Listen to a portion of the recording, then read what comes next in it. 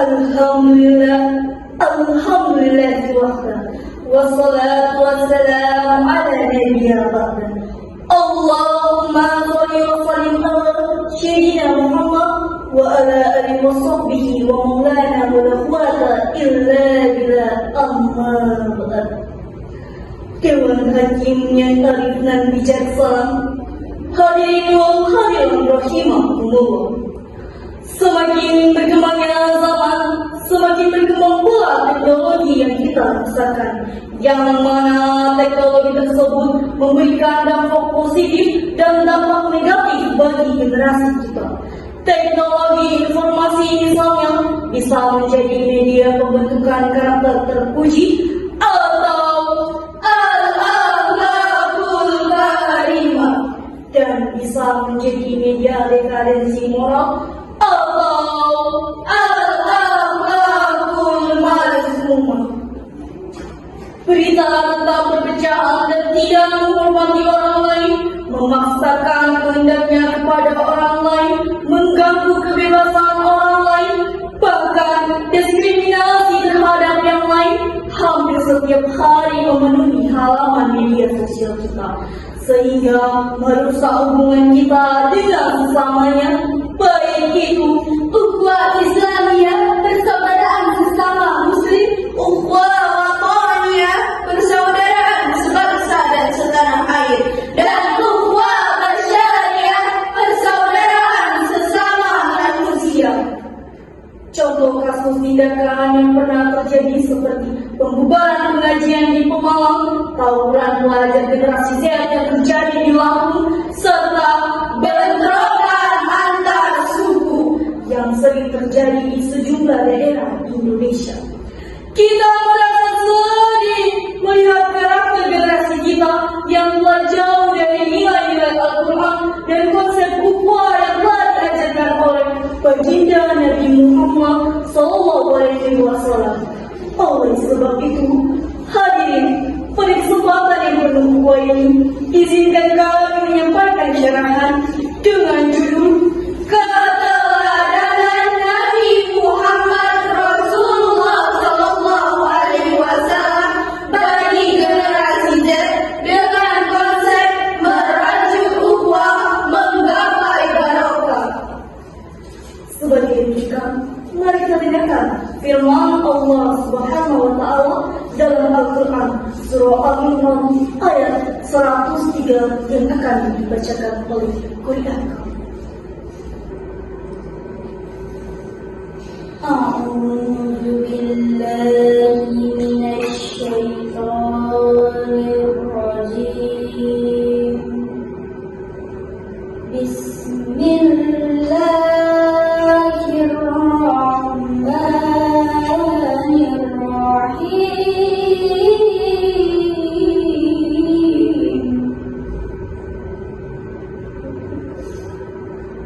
Wa'tasimu bihablillahi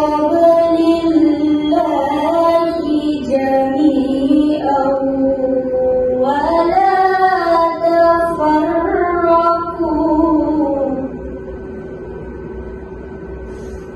wazkuru ni'matallahi 'alaikum idh kuntum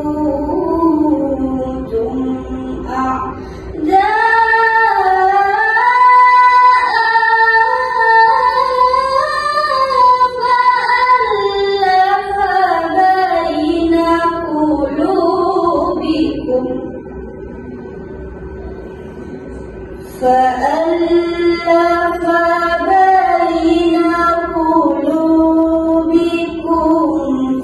فأصبحتم بنعمته إخوانا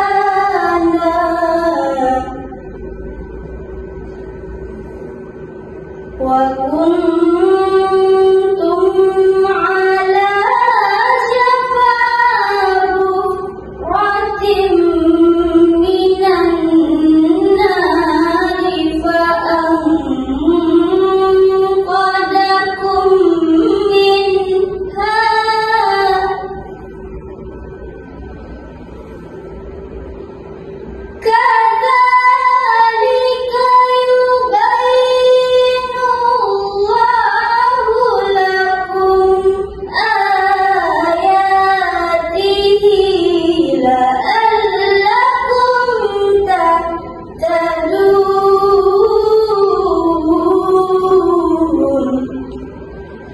Oke. Aku berlindung kepada Allah dari godaan setan yang terkutuk dengan menyebut nama Allah yang Maha Pengasih, Maha Penyayang. Dan berpegang teguhlah kamu sekalian dengan tali Allah, dan janganlah kamu sekalian berpecah belah.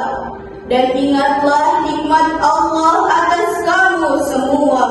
Ketika kamu bermusuh-musuhan, maka Dia Allah menjinakkan antara hati-hati kamu. Maka kamu menjadi bersaudara, sedangkan kamu di atas tepi jurang api neraka. Maka Allah mendamaikan antara hati kamu. Demikianlah Allah menjelaskan ayat-ayatnya agar kamu mendapat petunjuk. Hadirin rahimakumullah, menurut Abu Muhammad Al-Husain Ibnu Mas'ud dan Abu Abdullah Muhammad bin Ahmad dalam tafsirnya Al-Barawi menyatakan, memandang tepinya berada dalam ikatan jemaah atau persatuan dengan persatuan dan persaudaraan, segala perkara yang rumit dapat diselesaikan. Akan tetapi tidak dengan kondisi perpecahan. Perpecahan merupakan sebab dari timbulnya kerusakan, sementara persatuan merupakan sebab dari keselamatan dan keberkahan. Hadirin yang berbahagia, Indonesia memiliki beragam suku, ras, agama, dan golongan. Dengan banyaknya perbedaan dan keragaman di tengah-tengah kehidupan kita, diperlukan konsep ukhuwah yang menjadi dasar untuk menjalin persatuan dan kesatuan umat maupun bangsa dan negara kesatuan Republik Indonesia, sehingga tercipta negara yang baldatun thayyibatun wa rabbun ghafur. Saat ini generasi kita, bangsa kita tengah dirusak oleh sebagian atau sekelompok orang yang melakukan tindakan yang jauh dari konsep ukhuwah yang diajarkan oleh Nabi Muhammad SAW dan para pendiri bangsa ini. Mengatasnamakan NKRI namun merobek-robek ibu pertiwi, mengatasnamakan ras, suku, agama, dan golongan, namun menciderai persatuan dan kesatuan. Seperti peribahasa, menepuk air mendulang, terpecik muka sendiri. Dia yang berkuar-kuar persaudaraan, padahal dialah yang mencederai ukhuwah itu sendiri. Hadirin yang berbahagia, kita juga prihatin atas sejumlah peristiwa perpecahan yang terjadi baik di dalam maupun di luar negeri. Pertama, tawuran pelajar yang terjadi di Jakarta Barat, kita dikagetkan dengan sebuah berita yang disiarkan oleh Detik News pada tanggal 6 Agustus tahun 2025. Adanya tawuran antar pelajar yang terjadi di Jakarta Barat. Kedua, konflik antar agama yang terjadi di Ambon. Sebuah berita yang dilansir oleh media Kompas.com pada tanggal 11 September tahun 2001. Latar belakang, dampak dan penyelesaian konflik agama di Ambon.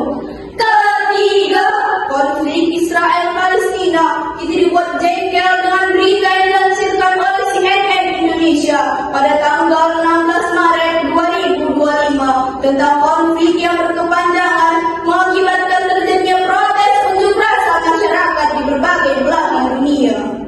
Hadirin, marilah kita belajar sejarah dari Nabi kita, Nabi Muhammad Rasulullah SAW. Menurut Syekh Tantawi dalam tafsiran Al-Wasit terkait merespon suku Aus dan Khazraj, dijelaskan bahwa kedua suku ini selalu bertikai saling membunuh, padahal menurut At-Tabari leluhur keduanya sama. Kemudian berhasil didamaikan dan dipersaudarakan oleh Nabi Muhammad SAW. Lantas timbullah pertanyaan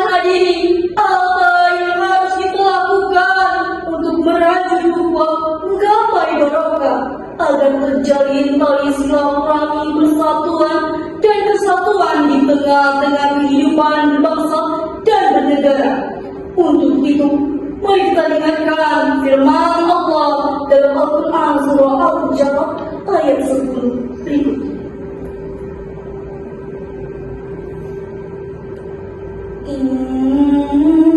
Innamal mu'minuna ikhwatun fa'aslihu baina akhawaykum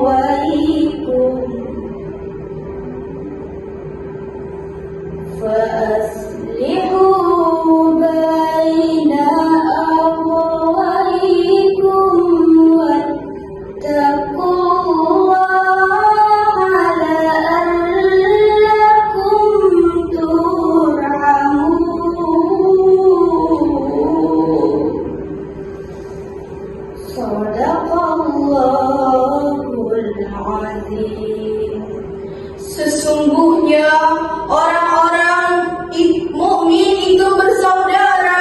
Karena itu damaikanlah kedua saudaramu yang bertikai dan bertakwalah kepada Allah agar kamu dirahmati. Maha benar Allah, Maha Agung dengan segala firman-Nya. Hadirin rahimakumullah, Profesor Dr. Muhammad Quraisyihab dalam tafsiran Al-Misbah menjelaskan Rasulullah adalah teladan yang baik bagi umat manusia. Beliau mengajarkan nilai-nilai karakter manusia meliputi akhlak kepada Allah, akhlak kepada sesama manusia, dan akhlak kepada alam semesta. Ucapan beliau menjadi hadis qoli, perbuatan beliau menjadi hadis fi'li, bahkan diamnya beliau menjadi hadis takrir. Subhanallah. Rasulullah SAW pernah bersabda, orang mukmin yang sempurna imannya adalah yang terbaik akhlaknya. Hadis riwayat At-Tirmidzi. Hadirin yang insyaallah dirahmati oleh Allah Subhanahu wa taala, ada beberapa hal yang harus kita lakukan untuk merajut ukhuwah, menggapai barokah di tengah-tengah kehidupan kita. Pertama, menghargai dan menghormati setiap perbedaan yang ada dengan menanamkan nilai ukhuwah melalui kebiasaan serta keteladanan.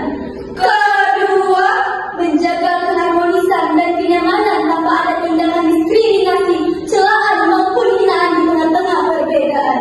ketiga, menjalin persatuan dan kesatuan dengan menjunjung tinggi Bhinneka Tunggal Ika. Hadirin, mari kita apresiasi pemerintah melalui program Kemenang Republik Indonesia, yaitu moderasi umat beragama, dengan harapan agar masyarakat kita dapat saling menghargai, menjaga perbedaan baik ras, agama, suku, dan antar golongan dalam kehidupan sehari-hari. Kami yakin jika nilai-nilai Al-Quran dan karakter Nabi Muhammad SAW kita jadikan tuntunan, bukan tontonan, maka akan terciptalah kehidupan yang rukun, aman, dan damai.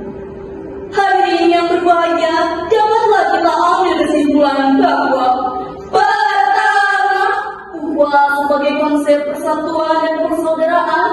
Kedua, dengan persatuan dan persaudaraan kita dapat ridho Allah. Ketiga, untuk merajut ukhuwah tersebut tidak ada pilihan lain kecuali kembali kepada Al-Quran dan keteladanan Rasulullah SAW sebagai contoh suri teladan yang baik. Burung dara, burung cendrawasih, cari bumbu di Papua. Cukup sekian dan terima kasih. Semoga bermanfaat untuk semua. Billahi taufiq wal hidayah wal hinayah. Wassalamualaikum warahmatullahi wabarakatuh.